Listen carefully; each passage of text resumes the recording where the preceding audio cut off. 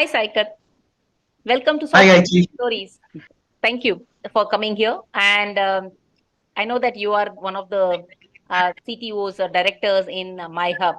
And I am Right. very interested to hear about the whole realm of conversational AI as well as the prompt engineering and how you got Yes. into it. So, uh, for our listeners, can you introduce yourself and your.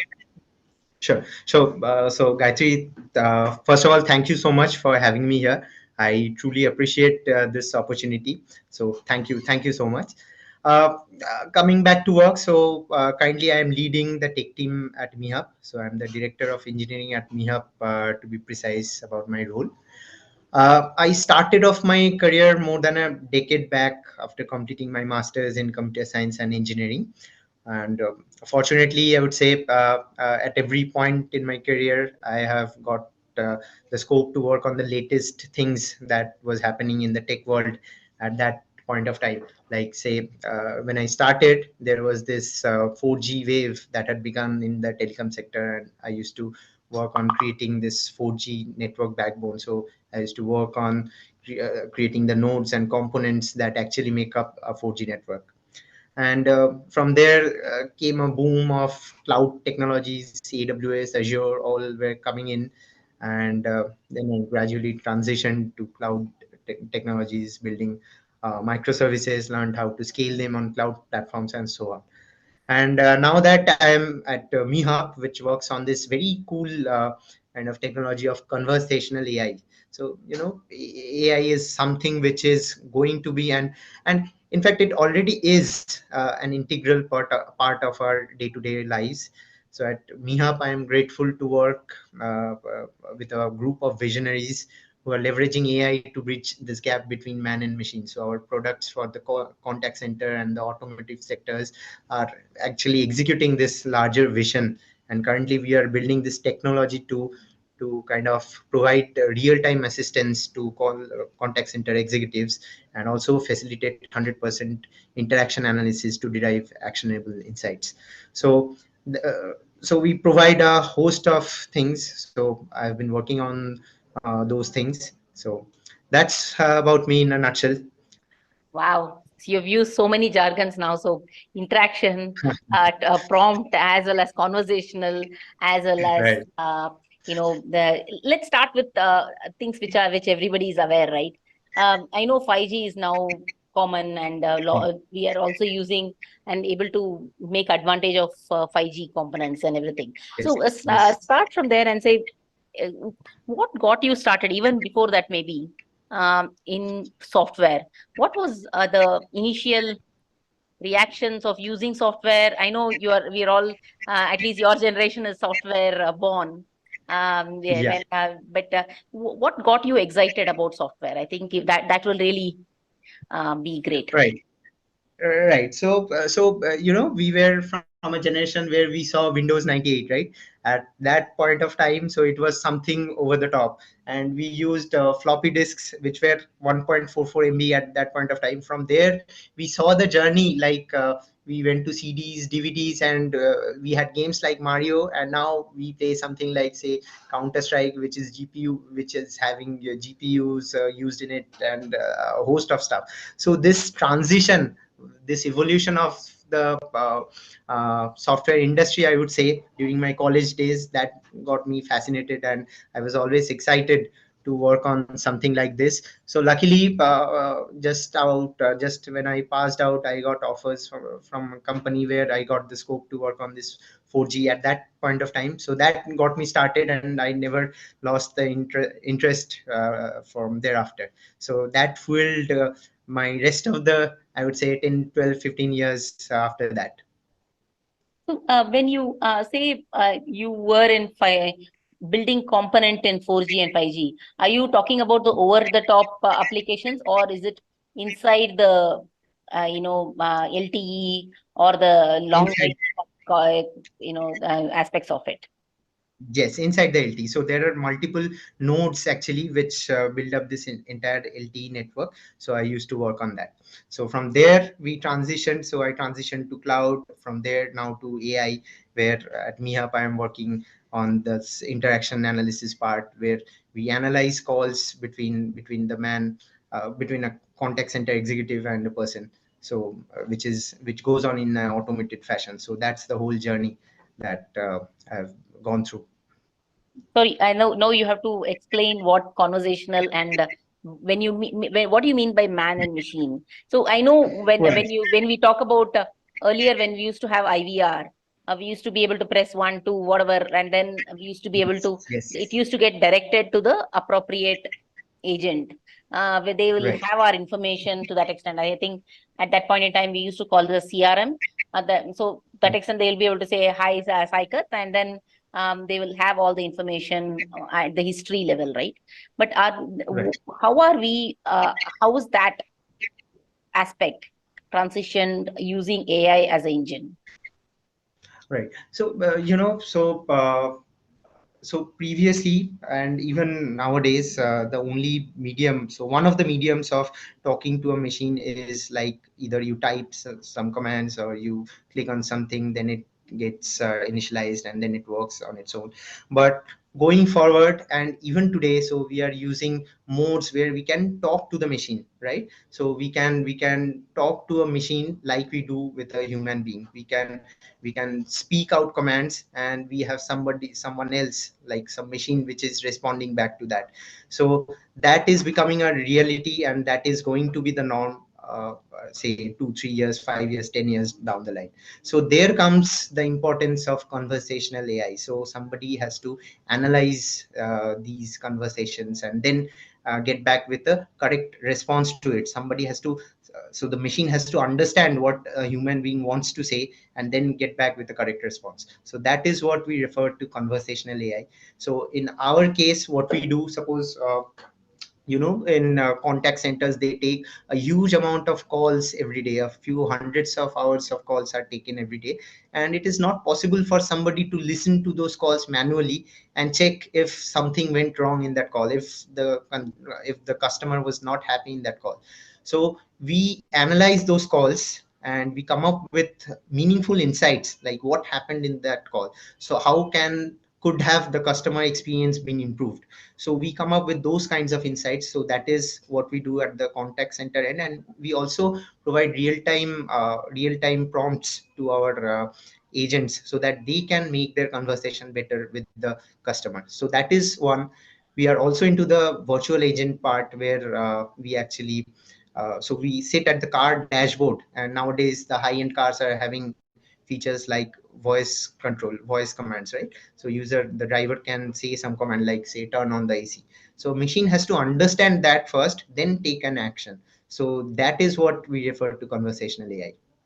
Uh, this is in addition to the chatbot that you're talking about, right? Chatbot. Are we saying that chatbot is the conversational AI? Because there is a lot of confusion in the market in terms of conversational AI, prompt engineering, as well as the generative AI. How, Yes. where is So the yeah. segment starting and where is it ending? Right. So they have some amount of overlap between each one of them, but the prompt engineering is something where you so as a person who is interacting with generative AI, you create some prompts, you give the machine some prompts, which helps it in a way to generate a response. So how good you are in providing those prompts, that is prompt engineering.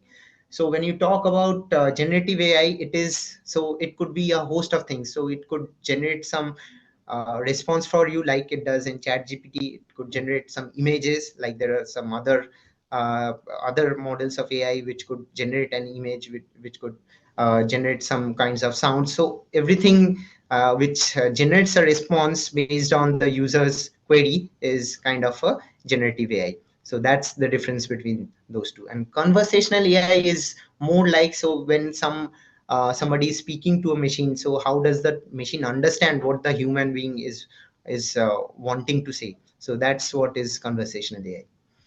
I also, one of the things that I really liked from your offering, Mihup's offering, was ability to have regionalization or vernacular. language support. Absolutely. And I Absolutely. mean, it sounds very simple, right? But that is something that I found very interesting, to bring that Yes. sort of a language support. I mean, how much are we able to say? Yeah, while everybody talks in English, but if we have to reach to our every person in the 1.4 billion people in India, having that Yes. language support, I thought was very fascinating. So talk to me Absolutely. about the background of the Mm. technology that made it happen. Yes. So there's a lot of technology that has gone in to create this kind of support. So when people speak, typically it is not only in pure English that they speak. They use a mix of, say, Hindi and English. They use a mix of vernacular language and English. So there are tools which work very well on English. There are tools which work well on particular vernacular language, but we have put in a lot of effort, a lot of technology, a lot of mindful things that have gone into this AI platform, which enables us to to kind of give a higher amount of accuracy, to give a whole kind of new level of accuracy to this mixture of vernacular language and English. So we have done a lot of data analysis. We have done a lot of optimizations, a lot of new things in the AI front, which can identify such, I would say, casual tone of conversation where a person is speaking in a mixture of vernacular language and English or any other language. I would say two languages in it. Is it, do you have use open source for making this happen, or how? I mean, first, I think if you can talk through the product evolution, that will be really great. Right. Because that way, when being a startup, right, you will have an inside view of the inception on why it started and how it is evolved also. You can share those experiments and your stories there. I think that will be really great, Saikat. Right. So I would say there is a bit of things that is open source, but it's not entirely open source, because in open source you won't be able to come out with all the kind of customizations that we need to support all these things. So so we have patents for that, which we have filed, and that is pending. So I can't speak a lot about the technology right now, but I would say that yes, we use a part of open source. We do some customizations on it. We build our own architecture, our own things on top of it. We train it with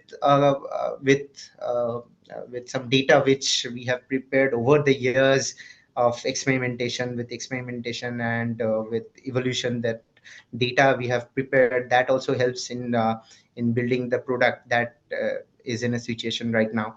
So that's how we have built this engine, which is able to understand this conversation between the man and the machine in any vernacular language that we support right now. Nice, nice, nice, very nice. Thank you for sharing that, Saikat.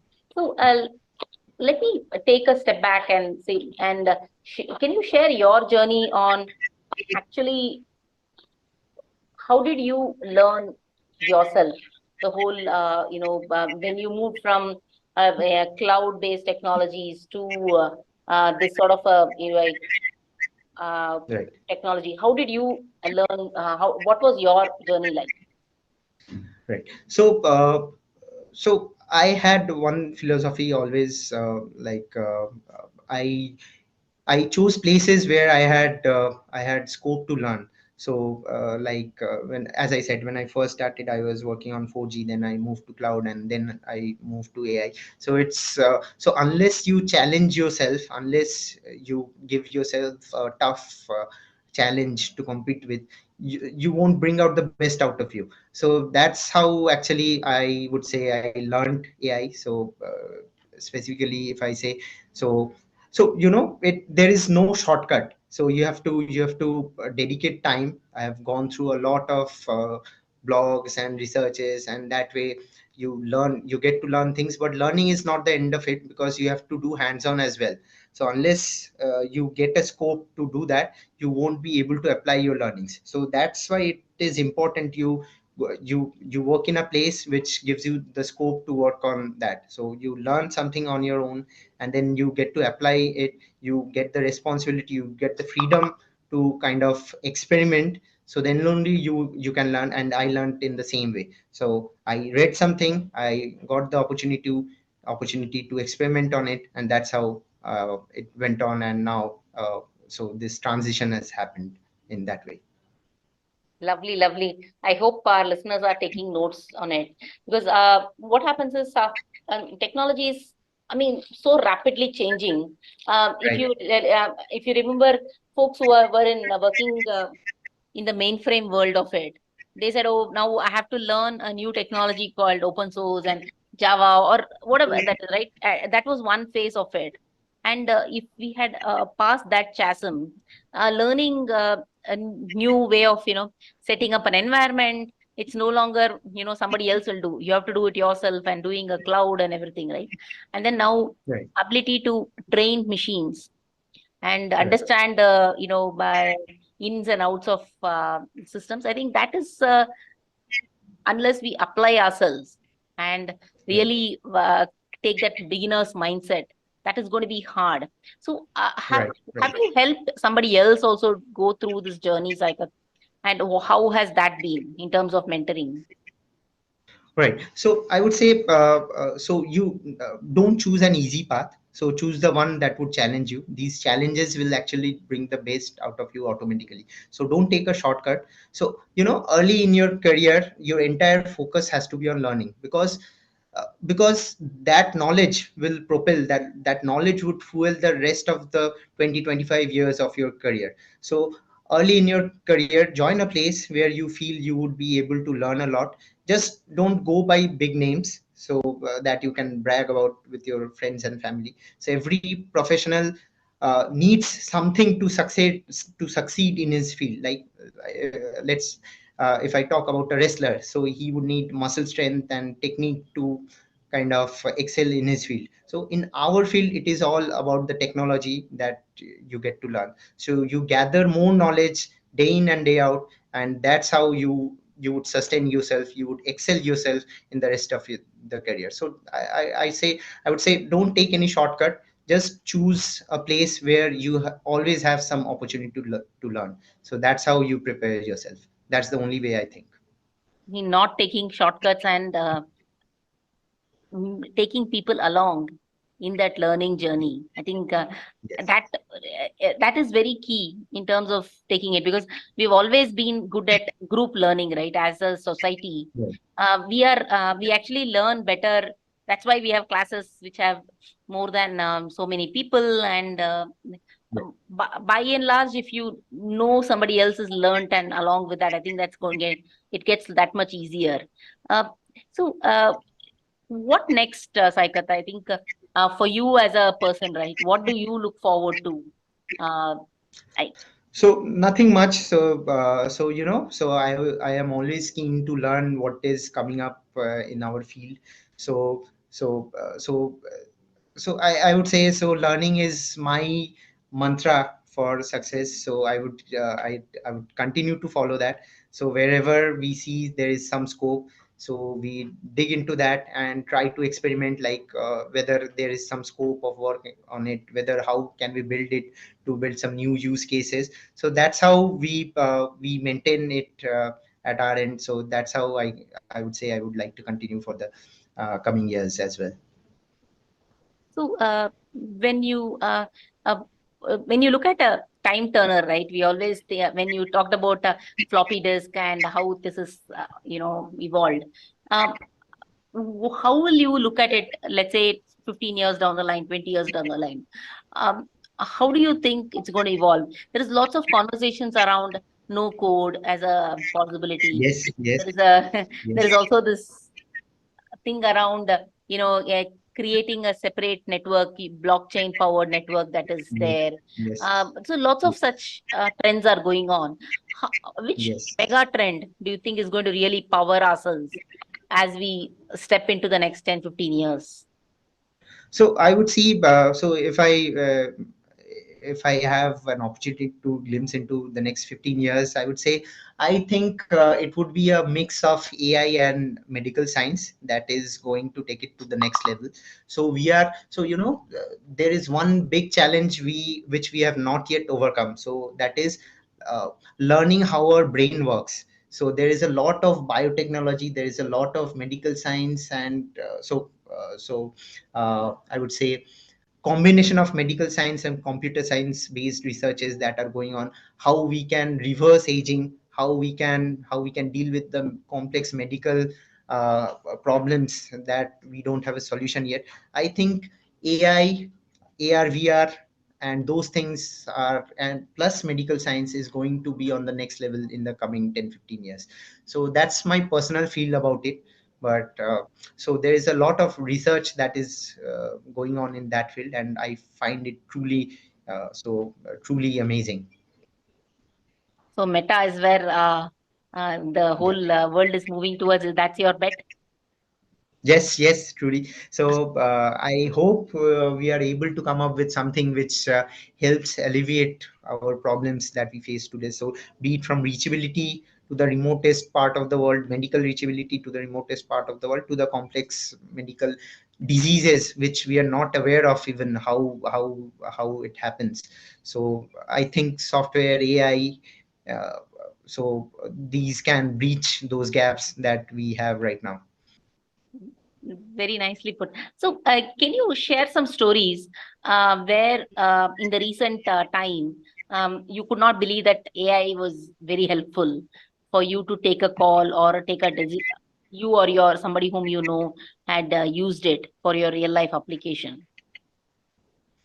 Uh, yes. So, AI is good. Till now, AI is good on what it has previously seen. There is this gap which is there in AI when it comes to that level of human intelligence which a human can understand but AI cannot. So that gap is always there. So when you're communicating with any team member, so somebody is sitting in front of you, you want to gauge actually how he's thinking. A human would be able to somehow predict like what he's thinking, what are the responses he's going to give next. But that is still not the case with AI. So I think even today, and it is going to take us some good number of more years on that kind of research, where we would be able to truly understand human interaction, how would it go. So that is still a gap that we see in AI. True. I think that how much ever the body language part of it and the not so subtle messages, that is going to be hard for AI to pick up. But um, Sarcasm is there. So sarcasm is one of the most difficult things which is a challenge for AI right now. So how would you, so you have said something, okay, you have said something and the other person says it's good, but you don't know whether, so a human knows whether it was sarcasm or whether it was truly a appreciation, but AI won't right now. yeah, cool. So tell me one, one of the things that you would like to your the listeners to practice in their daily life. Any advice that you want to share, Saikat?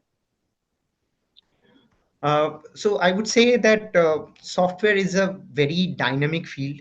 So it is difficult to keep up pace with in our field, right? So it changes within span of months, not even years. So today, whatever technology you are using, a few months down the line, it could be obsolete. So either you keep yourself updated or you risk going obsolete. So that's why you need to learn, you need to keep yourself updated. So there's no alternative to it. You need to spend some amount of time every day to learn something new. So you attend seminars on varied topics, you read blogs, you go through YouTube channels that talk about the future technologies. So that's how you keep yourself updated on what are the things that are coming up next. And unless you learn, you are at least at par with what is going on, you would never learn that. So you need to keep your eyes open, you need to dedicate time each day on what is going on in our world. So that's how so that would be my advice to anyone who belongs to our industry. Thank you. And I think that makes sense, right? In terms of the rapidity in which changes. But if you keep yourself updated little by little on a daily basis, the change will not look very huge. It will Right. look as if it's attainable. So it's not like Right. if you have to learn from a React JS to an Angular JS, or even an Angular JS to a unit test on Angular JS, it may not be hard. But if you want to completely learn something brand new, and that becomes a lot more harder. So Right. I talking of learning, right? Just one. I don't know if this is a question that is comfortable for you to answer.